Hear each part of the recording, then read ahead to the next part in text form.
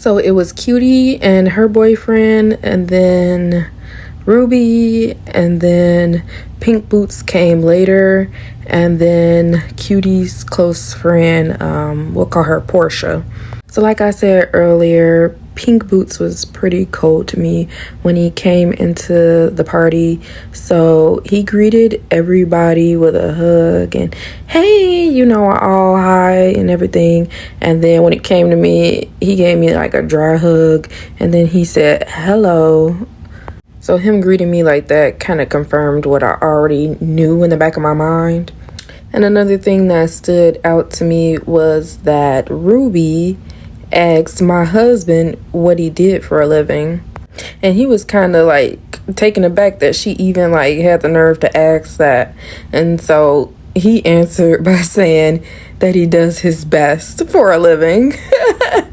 And thinking back, this isn't even like the first time she's asked this or hinted at this question before. She's asked me this privately, and I've always given her like a vague answer.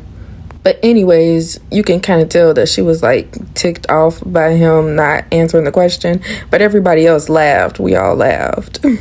And when the night was coming to an end, I offered to give Pink Boots a ride home because he doesn't drive. And then he said, okay. And then I went to the bathroom. When I came out of the bathroom, Ruby asked if it was okay with me if she took Pink Boots home. And I was kind of confused, but then I was like, yeah, sure, no problem. Whatever Pink Boots wants.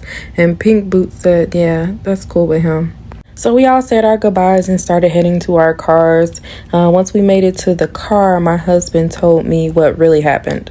Apparently, as soon as I went to the bathroom, Ruby offered to give Pink Boots a ride home, even though she had already saw that I had offered to give Pink Boots a ride home. And Ruby asked my husband if that was cool with him, and he told Ruby to ask me when I come out of the bathroom.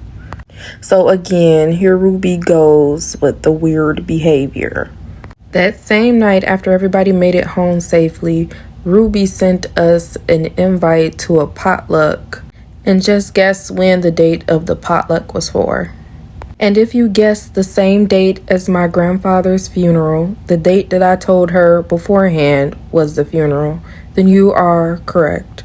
So Ruby sent me a text message privately following up with me saying pretty much, I know this is the same date as your grandfather's funeral and you probably won't be up to it, but I just want